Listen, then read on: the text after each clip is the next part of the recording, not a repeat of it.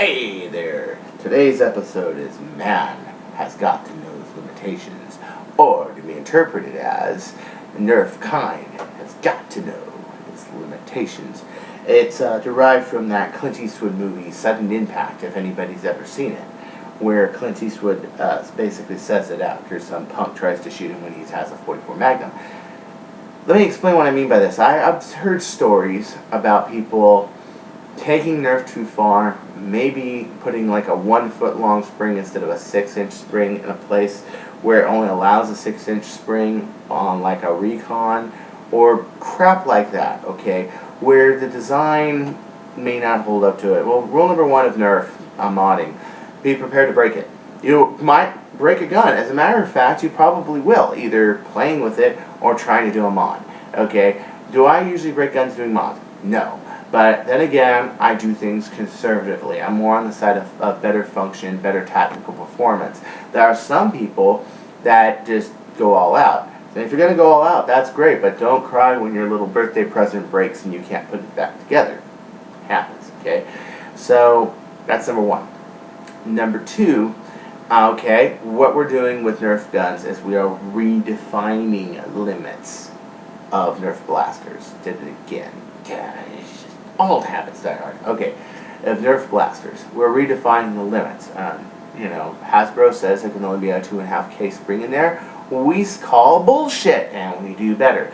Or we want to go full auto instead of semi by putting some sort of solenoid in the plunger. Okay, and then putting a little variable potentiometer on there. Hey, great.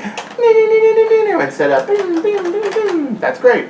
We think that a Raven can get 16 volts instead of 6. Hey, let's try it. But we are like Chuck Yeager's, man. I'm telling you. Okay? We redefine limits, and sometimes we crash and burn, and sometimes we succeed. But the CC's worth it when you're blasting your neighbors or those Mormon missionaries that walk by the street from across the street. Now that's always the funnest to do. Okay? I leave the Jovies alone, but me and the Mormons have a bad past. So, number three, don't be afraid to take advice, but at the same time, don't be afraid of being put down by the Nerf community for asking it, or by being a stubborn idiot, or for any reason. Okay, remember, these guys are professionals, and they've done their job, and they work with the stuff, and they tinker just like you and me, just in more experience. But, I mean, if somebody went up to you, or at least to me, and said, hey, how do I take the AR out of a Maverick? I've done it, you know. What if you were told that 10 times that day? Might be a little short of fuse. Might be. One reason I have a blog, so people don't keep asking me a ton of questions. However, the one blogger who has asked me a lot of questions, they're good questions. And they actually reinforce what everybody else reads. Cool. These are things I didn't bring up. Oh, how far do you have to go on a shim barrel? How did you shim it? All these things, you know, on the Retaliator. And he was working on a 5K Retaliator. I hope with the mods that he was suggesting he does a little more, because I think he could do more like 8.5 or maybe even 12 kilograms, okay, with what he said he was going to do. But at anywho, yeah, don't be afraid to ask, but do understand, modders are busy. We play games, we go to school, we have jobs, everything else. That doesn't mean don't ask, but it does mean, okay, if they're going to be a little bit smart ass about it, okay. Just toughen up, man, toughen up. Another thing is, if you can get away with not using an aftermarket part, try it. Especially if you're just going to buy an aftermarket part anyway. Okay, so, I'm afraid a bolt set's gonna not work with the spring combination on my gun. Blaster. Blaster, okay. What do I do? Well, why don't you try using the normal part and see if it breaks first? Because I was very surprised on the Super Veloce when I threw a German trigger catch on there and an ABS plunger and an ABS bolt sled, and I took the bolt sled lock out of the blaster, okay, and it worked. Still using it, no problems. It doesn't round off the edge of the plunger that hits the trigger catch. Nothing. It's great. At 8.5 kilograms, it's great. But so many people we'll just go right out and just buy a kit. We'll just go out and buy it.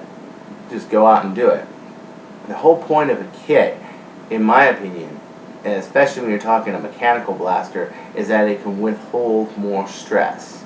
And maybe it lasts a little longer, and you don't want to take it apart again, but could you have just been happy by throwing a 5 kilogram spring and another trigger catch spring and saying, there you go with your retaliator. There it is. Right. Could have. There are exceptions to that rule, one of which are parts that obviously break. Let's say like the long shots bolt sled.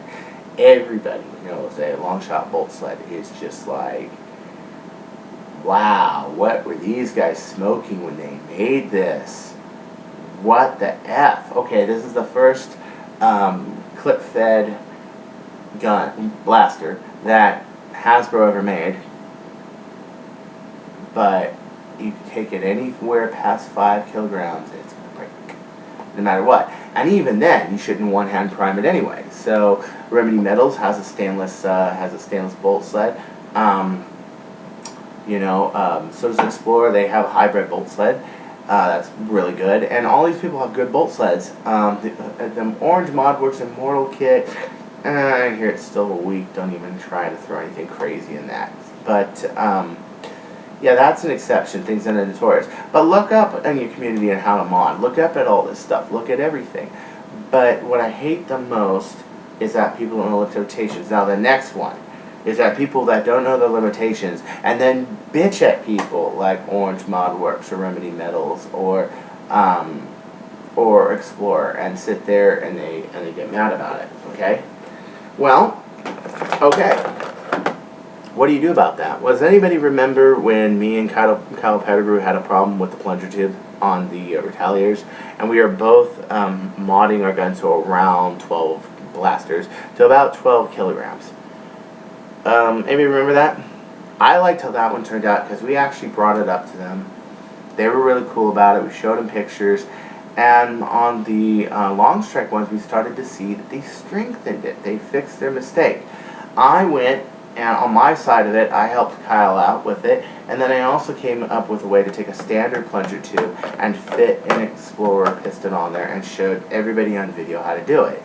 It's not that hard. These people that run these companies, that work in these companies, that do mod kits, they're people that tinker just like you and me, that work just like you and me. Give them a break. Now, lately I had a problem. As you guys know, I make duct tape holsters. Well, I had a problem with one of my holsters that one of my customers actually had.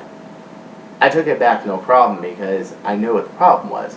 Obviously, I got a bad batch of duct tape because the same holster I used with the same batch I used for my ones I used for HGZV and it was for my triad. It broke on me too. What the deuce? I'm using the same thickness. What's going on? Obviously, I bought a defective roll of tape. It was the same 3M tape, everything. It just was a defective roll. I don't have any other things breaking or nothing. I took it and said, okay, I'll redo it, no problem. Because things happen. People make stuff that's off. You can have material inconsistencies. Your own suppliers can make a defective product. Oh, am I going to go to 3M and bitch about it? No, I'm not. Okay? So I'm just going to make another rough cut holster, and that was what it was. But what upset me the most, and everything can go wrong in battle. Everything can go wrong. Battle is a highly fluid situation, especially humans versus zombies. Is that happened to him in humans versus zombies? And then right after that, he got tagged. Ouch. That made me really upset. I actually felt upset about it. He was cool about it. Everybody's cool about it. And it's just something that went. And maybe that's not the reason why he was tagged, but still. A supplier likes to see his product succeed. And it's not just to make money. And it's not just for status. It's not for anything as such. They want to see their product succeed. But don't sit there and say, reinforce a bar with titanium. Give me a break. We have to use practical materials, okay? Don't throw a complete tirade about it. We're happy to fix it, okay? It's just every once in a while, no matter how hard you try, something is going to break on you. It doesn't matter. So if you do have a problem with the aftermarket part, just bring it up. Bring it up with us. We'll fix it. I've never heard of a situation where somebody won't fix something or try to make it right, or in the next production run try to do it better. I know what I'm doing. I'm switching vendors on my holsters, because I remember when I bought the duct tape brand duct tape, it did better than the 3M. And then the thick tartan tape, I can't find anymore. It's all this paper thin horseshit stuff. And the heavy duty stuff, it isn't that good. You know what I mean? So I gotta use a different tape now. And possibly put a reinforcement on the inside that is something more of a heavy fabric to reinforce it. So, and anywho, this is Chris Cartaya, and I just want to say that it's all worth it. You just gotta stick to it. And just remember, Nerfers have got to know the limitations. But the only way that you're going to break the limitations is if you go against them. And once you've gone against them and you've got a suitable mod formula, you can put that into production and you don't have to worry about it. And then you can take that one and step up to a better one. That's usually what I do. Or when I get up to about what I want, pretty much, I just take that, use that, and I try to tinker farther for the next generation. So this is me and Mr. R-Spec Retaliator. Go changing. We'll get blasted with this one. BAM! Peace.